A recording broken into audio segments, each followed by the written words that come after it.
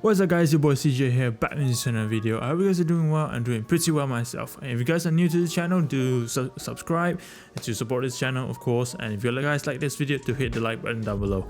Alright, so yeah, if I look annoyed at the moment, that's because this is actually my third time re-recording this video, and it's been a 2-week process of trying to record this video the proper way, because I'm just not happy with it. So I might look a bit frustrated or annoyed with it.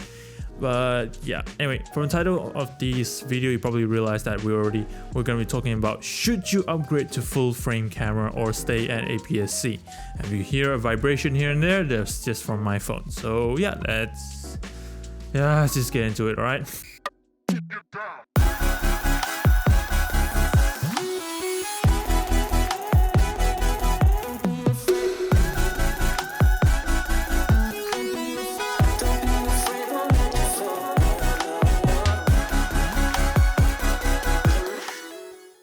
Alright, so this is basically now my 5th take of this, so it's getting not fun. Alright, so yeah, without further ado, let's get into it. Alright, so whether you should or should you not get a full frame camera. Now, the first thing I would actually consider before upgrading to a full frame camera, of course, is definitely the costing of things.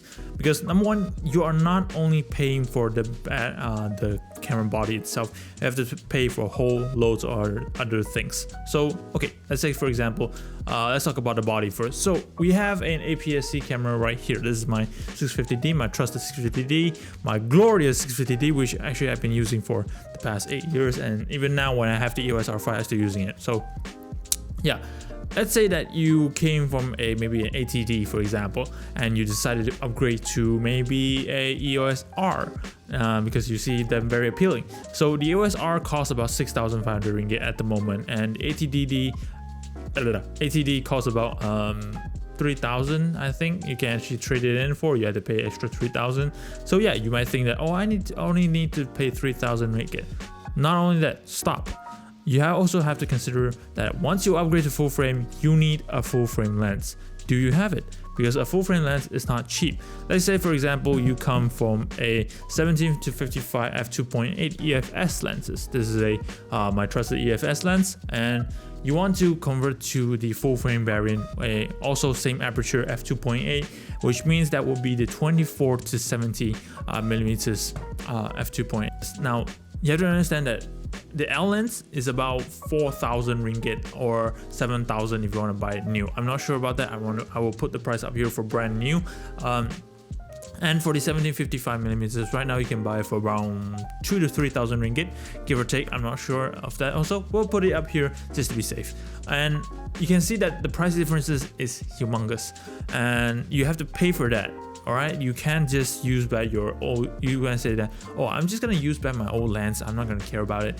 What will happen is that the sensor will crop in. Thus, you'll be using an aps-c assigned sensor instead of your full frame sensor. So basically, what happens is that you'll be using a aps-c sensor on a full frame sensor. If you guys understand what I mean, it crops it down, meaning you have excess sensors you are not using. So that's not good.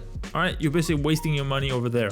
Furthermore, not only the lens, you have to consider the memory card. So let's say for example, you decided to get a EOS R5 which uses the CFexpress. The card itself for half a terabyte. Why do it? By the way, you guys thinking, oh, I don't need half terabyte. You will need it, trust me, because everything with full frame, the size is just doubled. All right, the size of the files will be just doubled. So you need a bigger memory card. Don't bluff yourself, and I'm definitely not bluffing you either.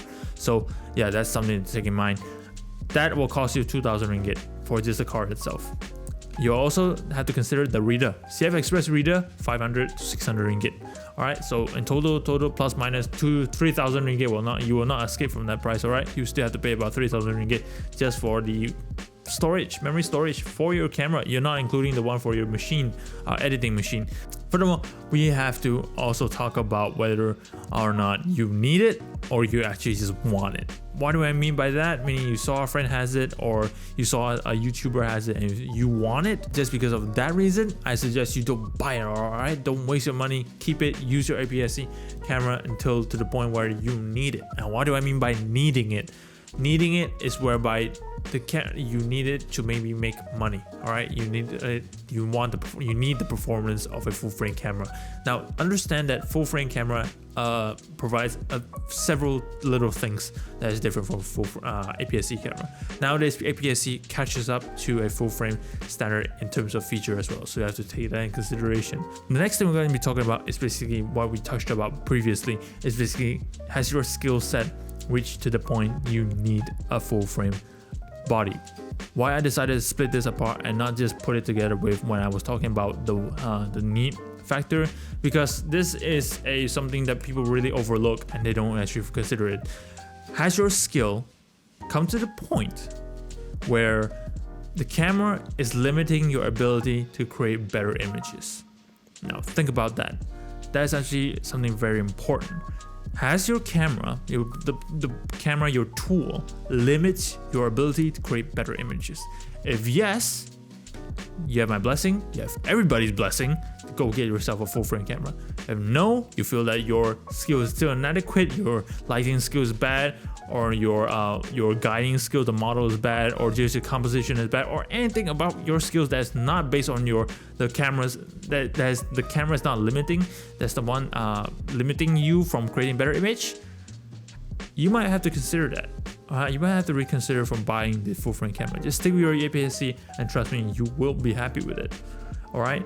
Many people don't really realize that this is actually a very important factor. In fact, that this is actually the biggest factor, I would say, that out of everything. If you don't have money, you need it. If your skill is not there, no point buying it. All right, you'll be wasting the money. Okay, don't buy it if your skill has not reached the point where full frame will aid you and in fact not cause you trouble. Because I would say that full frame body, a full frame camera in general, is much more difficult to be used. All right, people think that, oh, it's just wider field of view, you can see wider things, that's it. Trust me, it's not just that. All right, I had the same thoughts before, and if you guys have the same thoughts, trust me, you guys will be mind blown by full frame on how hard is it to actually use. All right, because a lot of factors in, and I'm not really going to talk about this video, it's going on long enough. All right, now I'm ramble on enough already, and if you're still watching, thank you for watching this part anyways.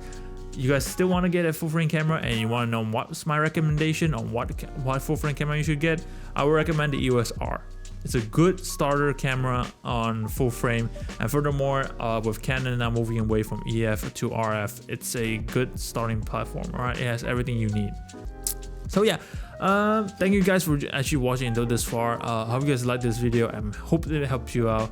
Anyway, so yeah, if you guys like this video, do drop a like down below. If you guys got anything to ask or you want to discuss, do drop it down in a comment. I'd love to have a conversation with you guys.